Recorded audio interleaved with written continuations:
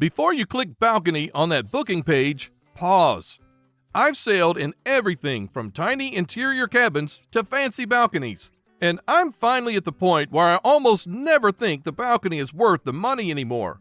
From fake privacy to wasted space and weather that ruins the whole vibe, there are some big trade-offs nobody mentions. But let me get this out of the way right up front. This video isn't never book a balcony again. It's let's stop auto-clicking the balcony button and actually think about what you're getting for that extra money. And stick around to the end, because I'll share a simple trick to snag balcony upgrades from an interior cabin for way less. Reason number 1, balcony privacy is a myth. Here's the first thing nobody tells you. That private little slice of the ocean isn't actually private. On the brochure, the balcony looks like your own quiet corner of the ship. In real life, you're in a long row of metal boxes, side by side with dozens of other people. The partitions between balconies don't go all the way up or all the way down, so sound and even cigarette smoke can drift straight over. If your neighbor is on the phone, laughing with friends, or playing music off a speaker, you're part of that moment whether you like it or not. Then there's the being seen part. On many ships, people walking on the promenade deck or standing on higher decks can look right down onto your balcony. You sit down with your coffee in your robe, thinking it's just you and the sea, and suddenly there's a full audience doing laps above you. Even simple things like opening and closing the balcony door are louder than you'd expect. Those doors are heavy, they slam, and when one person lets it bang shut, you feel it 2 or 3 cabins down. With an interior cabin, you actually control when you see people and when you don't. You shut the door, and that's it. No neighbors on the other side of a thin partition, no walkers peeking down from above, and no random soundtrack you didn't choose. So before you pay extra for privacy, it's worth asking, how private is it really? Reason number 2, it's just too expensive. Let's talk money, because this is where balconies really fall apart. On a lot of sailings, that balcony cabin is hundreds of dollars more per person than an interior. Sometimes you're looking at an extra $500 to $1,000 total, just so you can open a door and step outside instead of walking 20 seconds to a public deck with the exact same ocean. Now zoom out a bit. Over a couple of years, for the cost of 2 cruises in a balcony cabin, you can often get 3 cruises in an interior cabin. Not nicer towels, not a slightly bigger couch. Literally, one more full vacation, one more set of ports, memories, sunrises, and sea days. Most of the magic on a cruise doesn't happen inside your cabin anyway. It's the ports, the shows, the food, the people you meet, the random late-night conversations on deck. If your budget is tight, every dollar you pour into a balcony is a dollar you're not using on those things, or on your next trip entirely. And here's the wild part. Once you're actually on the ship, no one cares what cabin you're in. You're all standing in the same buffet line, watching the same sunset, or sitting in the same theater seats. So before you lock in that balcony, just ask yourself a simple question. Would you rather have one perfect cabin or one extra cruise? Reason number 3, the view is the same as a cheap cabin. Let's be real for a second. The ocean doesn't change just because you paid more. Cruise lines sell this idea that a balcony gives you some special next-level view. But the horizon, the sunrise, the sunset, and the wake behind the ship, it all looks exactly the same from an interior guest standing on deck as it does from someone who paid extra to sit on a tiny private balcony. Think about where you actually go for the best views on a ship. You go up to the top decks for sail away. You go to the front for that Titanic moment. You head to the aft to watch the wake. You grab a seat in a lounge with floor-to-ceiling windows. All of that is free, no balcony required. And half the time, those public spots are better anyway. You're higher up. You can see more of the ship and the coastline. And you're not staring through a narrow frame with metal and railings in the way. And if you're taking photos or videos, You'll almost always end up on deck because the angles are just better. So when people say, "I need a balcony for the view," what they really mean is, "I like the idea of the view." The actual ocean, the actual scenery, you already have access to that, even in the cheapest interior on the ship. You're not paying for a better view. You're paying for a different location to see the same one. Reason number 4. Interior cabins are sleep caves in the best way. Here's the part balcony fans never want to admit. If you actually care about rest, interiors win. An interior cabin can be completely dark 24 hours a day. No sunrise creeping through the curtains. No glow from the balcony door. No light bouncing off the water at 5 a.m. You turn off the lights and it is pitch black. That's a dream if you're dealing with jet lag, you like naps, or just want to sleep in without your body clock getting confused. With a balcony, there's always something coming in. Light squeezing around the sides of the curtains, noise from outside, people dragging chairs a few doors down. It only takes one early morning arrival in port or one loud neighbor for your peaceful ocean sleep to turn into a "why am I awake at 6 a.m. on vacation?" In an interior, you can fully reset. Come back from a long port day, shower, shut the door, and the rest of the ship might as well not exist. No glare, no shadows, just a cool, dark room that feels like a proper recharge zone. And if you're the type who wants to be up late at the piano bar or comedy show, then sleep until your first coffee, that little blackout box is honestly one of the best perks you can buy on a ship. And it just happens to be the cheapest cabin on board. Reason number 5. You might not even get the view you paid for. Here's the sneaky part no one explains when they say, "just book a balcony." Not all balconies are created equal. Some are obstructed, partially obstructed, or tucked under big metal overhangs. On paper, they're still sold as balconies. In reality, you're staring at lifeboats, support beams, or a big chunk of metal cutting off half your sky. You think you're getting that clean, open shot of the ocean. Then you open the curtains on day 1 and, hello, bright orange lifeboat right in the middle of your view. Or you're under a huge overhang, so you barely get any direct sun, and your Instagram sunset moment looks like it was filmed under a parking garage. Sometimes the obstruction is lower down, which means you can only see it if you stand up and lean over the rail. Sometimes it's high up, so you lose the sense of open sky. And if you're under a busy deck, you might also get the bonus feature of people walking right above your head while you're trying to relax. Sure, these cabins are often a bit cheaper than perfect balconies, but they can still be a big step up in price from an interior. That's the frustrating part. You pay balcony money and still don't get the balcony experience you were picturing. With an interior, you know exactly what you're signing up for. No view, no disappointment. You get your sleep cave, your lower bill, and you go outside to enjoy the real views where they're actually best, on deck. So before you hit confirm on that bargain balcony, you really have to ask, is this an upgrade or just a more expensive compromise? Quick pause. If these tips are already saving you money, hit subscribe and turn on notifications so you don't miss the next Smart Cruise tips. Let's continue. Reason number 6, the noise you don't expect. A lot of people picture balcony life like a spa commercial. Soft waves, peaceful breeze, you with a book. The reality is, that's maybe 10% of the time. On a lot of ships, balcony cabins sit right under or above busy public areas. That might mean the pool deck, buffet, jogging track, or late night bar. So instead of gentle ocean sounds, you get scraping loungers, footsteps, kids running, and music bleeding through the ceiling at weird hours. Then you've got neighbor noise. Those heavy balcony doors, they slam. One person letting it bang over and over can echo down the whole row. Add in people dragging chairs, moving furniture, talking loudly on the phone, or having a full conversation outside at midnight, and suddenly your relaxing private space feels more chaotic than a quiet corner on the open deck. Even the sea can be loud.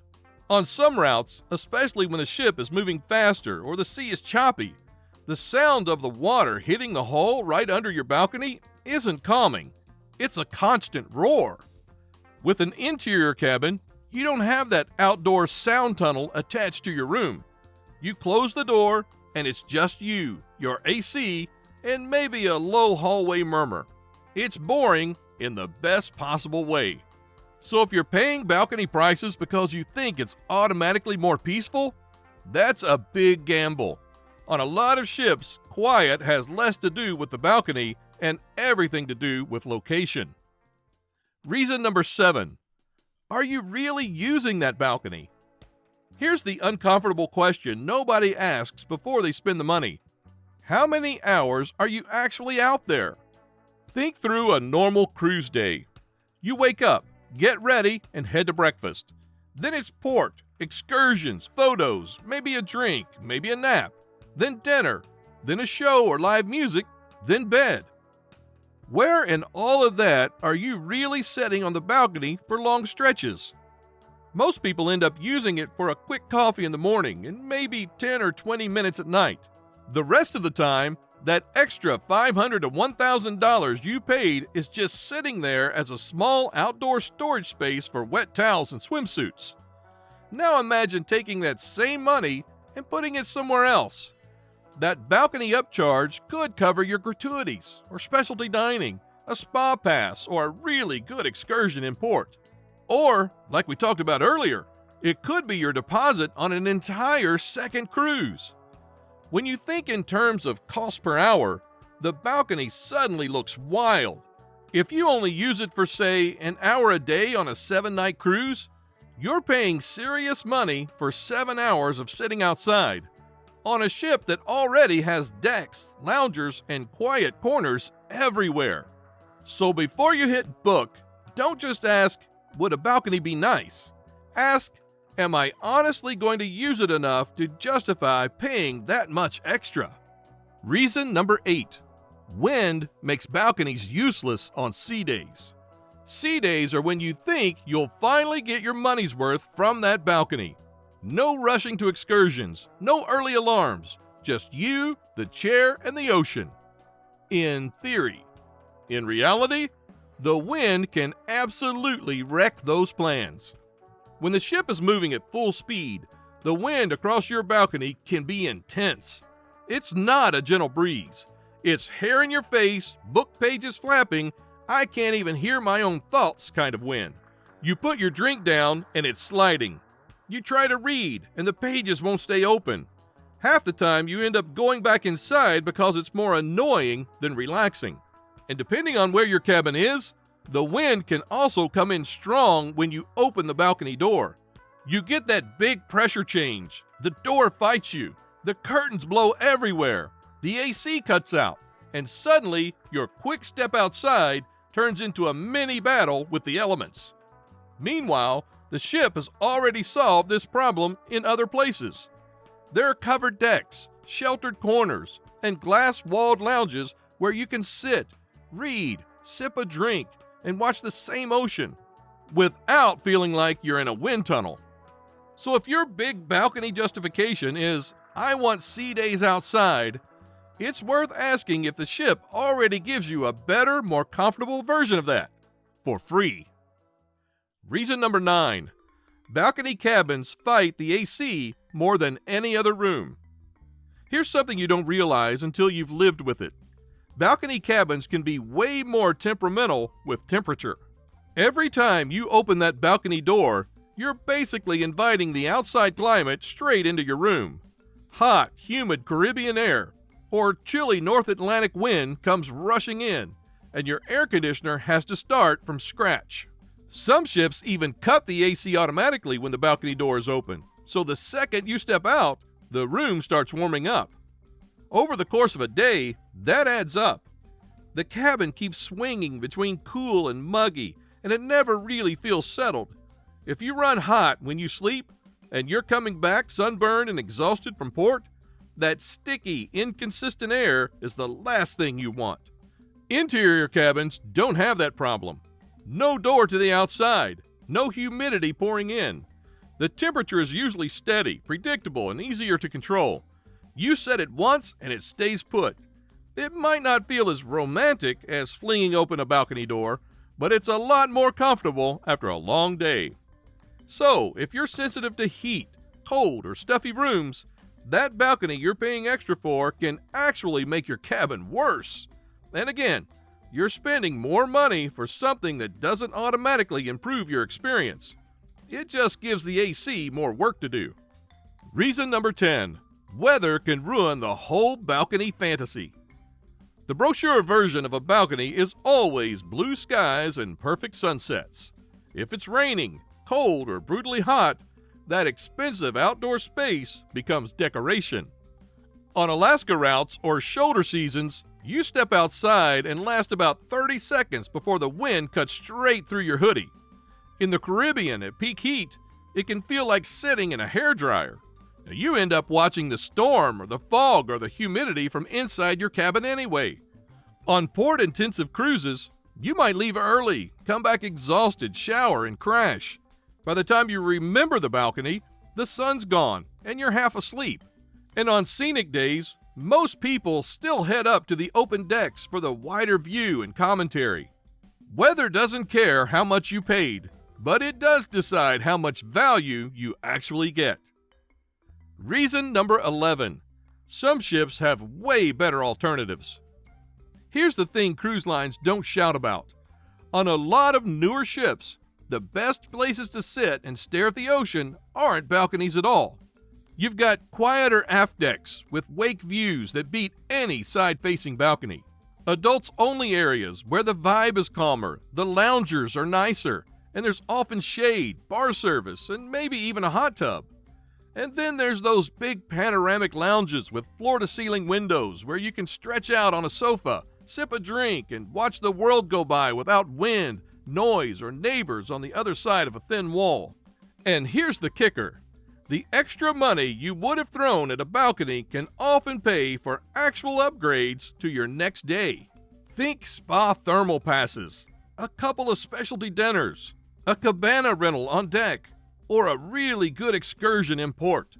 So instead of locking hundreds of dollars into a tiny strip of outdoor space you might barely use, you can spread that money into experiences that follow you around the whole cruise. You're not just buying a view, you're buying better days. Once you start looking at the ship that way, the balcony stops being the dream and starts looking like just one overpriced option among many. Final reason. The upgrade hack no one talks about. Here's the real twist in all of this. I'm not anti-balcony. I'm just anti-paying full price for one. On a lot of sailings, you can book an interior cabin first and then let the cruise line come to you with balcony offers later. When a ship isn't sailing at full capacity, they'd rather move people up and free the cheaper cabins. That's when you start seeing emails or app notifications like upgrade available or name your price for a balcony. Instead of locking in a balcony months ahead at the highest rate, you lock in the cheapest interior you're happy with. If nothing shows up, you still cruise, you still save hundreds, and you can put that money toward excursions or your next trip. If an upgrade or bid offer does show up, you get the chance to try a balcony for a fraction of the original price, sometimes close to what you'd spend on Wi-Fi or a couple of specialty dinners. Over a few cruises, this adds up fast. Most of the time, you're paying interior prices. Some of the time, you're scoring balcony experiences without paying balcony money. That's why I almost never book balconies straight out anymore. I let the system work for me instead of chasing the perfect room from day one. Interiors give you better value, better sleep, and more flexibility. And they still leave the door open, literally, for balcony life when the upgrade ferry shows up. If this helped you rethink your cabin choice, hit like, subscribe, and share it with someone who's about to overpay for a balcony. And when you're ready for more smart cruise tips, click the next video on your screen. and keep stacking better decisions for every sailing you take. Your voyage is just beginning.